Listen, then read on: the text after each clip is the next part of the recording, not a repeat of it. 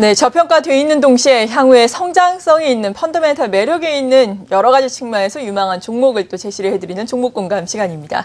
IM투자증권 영업부의 이수철 이사 나오셨습니다. 안녕하세요. 안녕하십니까? 네, 항상 한 개의 회사를 선정해서 우리가 회사에 대해서 자세하게 또 짚어보는 시간인데 네네. 오늘은 어떤 곡 가지고 오셨나요? 신진 SM이라고 하는 기업입니다. 네, 기업부터 소개를 좀 해주시죠. 네. 신진 SM은 2001년도에 설립이 돼서 2011년도에 코스닥 시장에 상장된 기업입니다.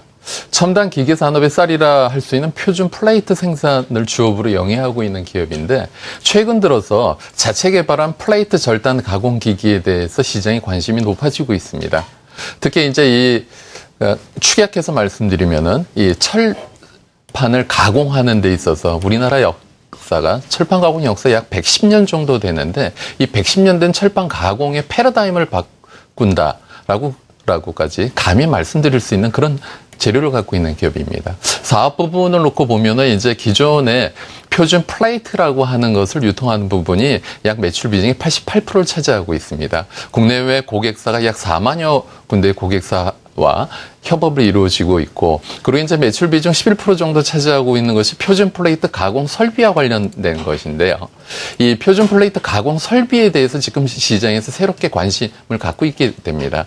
그 상품명은 STC라고 해서 지금 보면은 기존의 그 철판을 절단을 하는 것이 가스를 활용하기도 하고, 밴드 소라고 해서 쇠톱을 활용하기도 하고요. 그리고 레이저 절단기 등을 사용해서 철판을 가공하고 있는데, 이런 불합리하고 좀 그 비효율적인 것을 갖다 적극적으로 개선한 것이 STC라고 하는 철판 가공 설비입니다.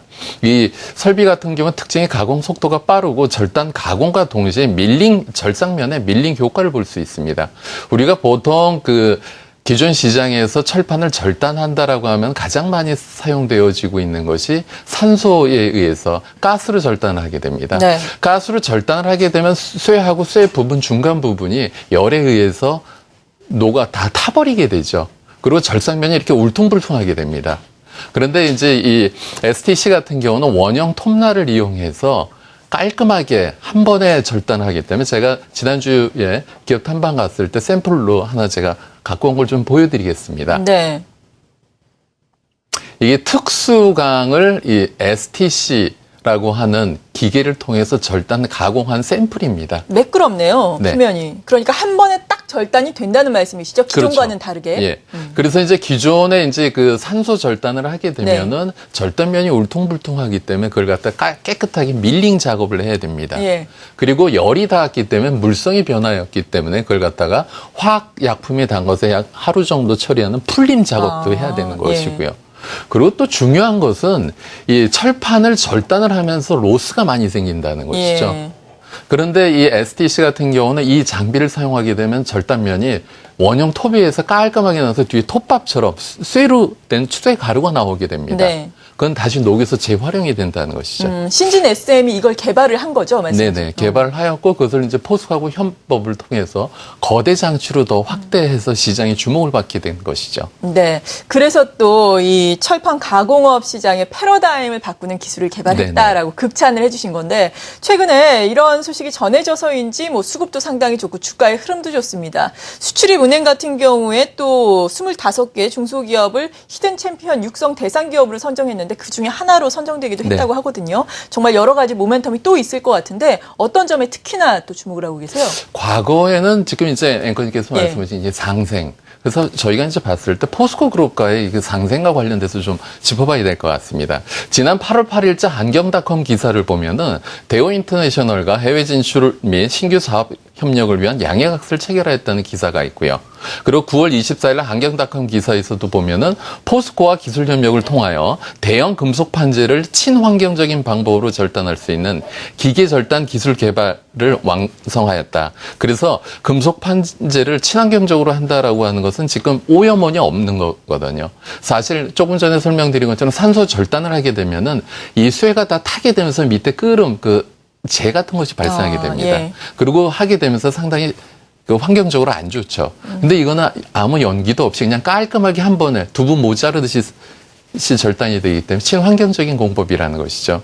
그래서 기존에 사실 그러면 국내 절단 시장에 신진 SM이 영위하는 이것과 유사한 것이 없느냐? 사실 있긴 있습니다. 예. 쇠톱으로 써는 건데 그거는 는 절단할 수 있는 규격이 이쪽 용어는 이제 밀리미터를 T라고 하는데요. 10T 이하의 좀 얇은 것들밖에 할 수가 없습니다. 네, 지금 이 기술은요? 신진 SM 같은 경우는 이번에 200T, 200mm까지 상당히 차이가 성공을 한 나네요. 것이죠. 예. 예. 그래서 기존에 이제 150T 이상 되는 것 같은 경우는 외산 장비를 사용하게 되는데 외산 장비는 조금 전에 보여드린 것처럼 말끔하게 밀링 효과가 없습니다. 절단하는데 시간도 많이 걸리고 그리고 이제 지금 제가 조금 전에 보여드린 샘플은 조그만 하나지만은 보통 이런 후판을 가공하는 데서는 그 판의 크기가 그냥 알기 쉽게 비유한다면은 버스 크기만한 철판을 자르게 됩니다. 그것을 갖다 원샷에 깔끔하게 자를 수 있는 기계는 신진 SM밖에 없다는 것이죠. 네. 그래서 포스코가 상당히 이제 서로 상생 협력을 통해서 이 시장이 상당히 확대될 것으로 기대되어지고 있습니다. 특히 이제 지난 10월 14일 공시를 보면 대주주 지분이 약 3% 정도 장내 매각이 된 것으로 나와 있는데 그것을 포스코가 인수를 하였고 포스코와의 협업 관계를 통해서는 앞으로 포스코의 추가 지분을 더 늘리지 않을까라고 기대를 갖게 되고 있는 국면입니다.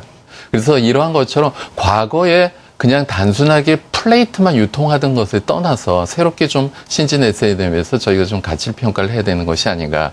그래서 감히 뭐 철판 가공업계에 노벨상을 줘도 큰 무리가 없겠다. 전 개인적으로 이렇게 보여집니다. 네. 일단 공장 가서 보게 되면 일단 입이 딱 벌어지는 거 맞거든요. 예.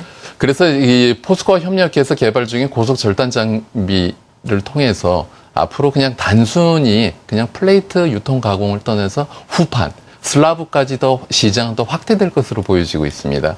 대부분 국내 장비보다도 훨씬 더 큰 것을 하고 있고 지금 보면은 추가로 250T도 개발 중인 것으로 파악이 되어지고 있는 국면입니다. 네, 새로운 기술을 또 직접 눈으로 목격을 하고 오셨으니까 네네. 계속해서 극찬을 하게 되시는데 이러한 새로운 기술력뿐만 아니라 해외 시장에서의 성장성도 주목이 된다라는 의견을 제가 봤거든요. 네. 해외 시장의 성장성도 뭐 여러 가지 측면에서 우리가 분석을 해볼 수 있을 텐데 일단 자회사도 해외에 있다고요? 네, 맞습니다.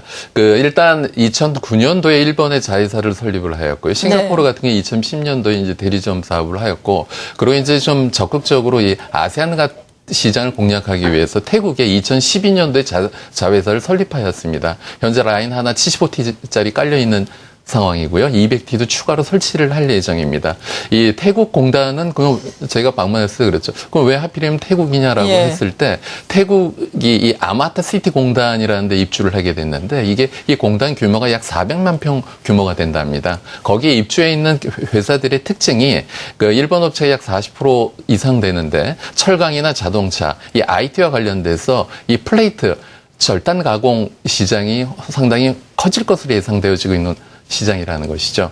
그래서 이제 내년에 본격적으로 성장이 예상되어지고 있고, 그리고 아까 뉴스플로우에서도 말씀드린 것처럼 이 대우 인터내셔널과의 글로벌 경영과 관련돼서도 저희가 좀 체크를 해야 될 것 같습니다. 네. 2014년도는 일본 시장에 직접적으로 생산 라인 진출되면서 본격적인 성장이 기대되어지고 있고요.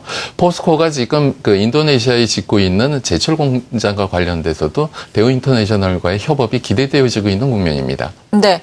이어서 우리가 좀 실적을 봐야 할 텐데 일단 그런데 3분기 실적은 아직 발표가 되지 않은 걸로 알고 있고 네네. 2분기 실적 같은 경우에는 별로 좋진 않았거든요. 좀 나아질 수 있을까요? 그러니까 지금 보면은 사실 지금 시총이 약 2천억 내외에서 네. 왔다 갔다 하고 있는데 현재 나와 있는 회계적인 수치를 놓고 봤을 때는 평가하기가 좀 어렵습니다. 네. 그런데 이제 제가 감히 말씀드리고 싶은 거는 그 PEG라고 할까요? 이 성장성에 저희가 좀 점수를 예. 되지 않을까 싶습니다. 2013년 예를 들어서 포스코 상생 경영으로 본격적으로 커진다라고 했을 때 2012년 작년 매출 뭐 390억 원의 영업이익 80억. 그리고 올해 이제 겨우 이제 시작도 안 했는데 올해 같은 경우는 이제 뭐 예상 매출 900억 정도의 영업이익 한 200억 정도 예상되어지는데 내년 같은 경우는 본격적으로 그 영업이익이 200억 플러스 알파가 되면서 2015년도에도 플러스 또 100억 이런 식으로 매년 영업이익이 100억 이상씩 커질 수 있는 그런 그림이 그려지고 있는 상황입니다. 그래서 수급상 놓고 봤을 때 6거래일 연속 지금 기관 외국인 쌍끌이 매수가 들어오고 있는 것 같고요. 그렇죠. 그래서 개인적으로 놓고 봤을 때 일단 중기적으로 내년까지 해서 지금 현재 시총 2천억 수준이지만 시총이 2천억 원이 아니고 뭐 5천억까지도 무난하지 않을까 기대되어지고 있는 국면이기 때문에 현재가 매수는 큰 무리가 없으실 것 같고요. 목표가로는 일단 심리적인 저항이라 할 수 있는 3만 원, 손절가는 2만 원 제시해 드리겠습니다. 네, 잘 알겠습니다. 숫자가 꼭 확인되지 않더라도 이렇게 기대감으로 주가는 오르게 마련이니까 지금 주가 상당히 큰 폭으로 오르고 있지만 또 여기서 더욱더 성장 가능성 언급을 해주셨습니다. 오늘 이 시간 신진 SM에 대해서 자세하게 또 공부를 해봤습니다. IM투자증권 영업부의 이수철 이사였습니다. 감사합니다. 감사합니다.